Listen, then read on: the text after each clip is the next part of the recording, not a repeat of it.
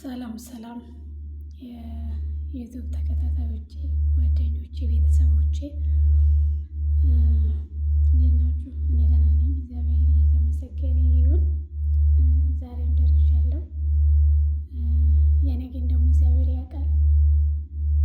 ትላንትን ዛሬን ያወቀ የለም፣ ዛሬም ደግሞ ነገን የሚያውቅ ሰው የለም እና አንዳንዴ ተስፋና ምኞት ብቻ ነው የሚያኖረን ማለት ነው። በትንሹ እስኪ ሀሳቤን ለመግለጽ ሞክራለሁ። ሀሳብም ጥያቄም በሉት፣ ግን አብዛኛው ጊዜ እኔ ስሜቴን መግለጽ አልችልም።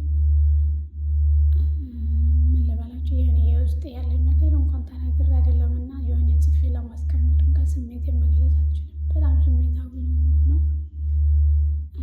በዛን ሰዓት ምንድነው የማደርገው? አለቅሳለሁ ማለት ነው። እና ሁላችሁም ይሄ ክፍያ የለውም፣ መተባበር ነው። ላይክ ሼር አድርጉልኝ፣ ሰብስክራይብ አድርጉልኝ። ቪዲዮዬም ቢያንስ 1-2 ደቂቃ ይሁንልኝ። እንደ ጥያቄ ነው እና ለአንዳንድ ሰዎች ወይም ደግሞ ለአንዳንድ ዘመዶች ወይም ደግሞ ለአንዳንድ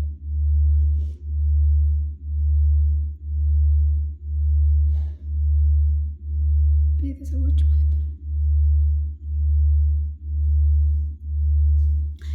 እና ይቅርታ እና የአንተ ልጅ ወይም የአንቺ ልጅ አምሮበት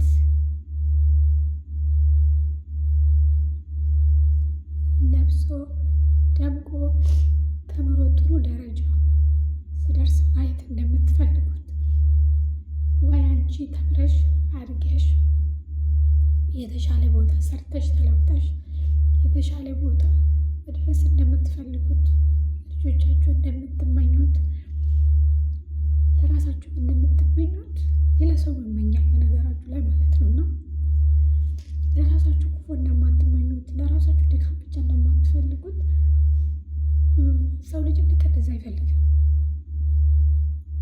እኔ በበኩሌ እኔን ምርበኝ ከሆነ ሌላ ሰው ምርበው ይመስላል።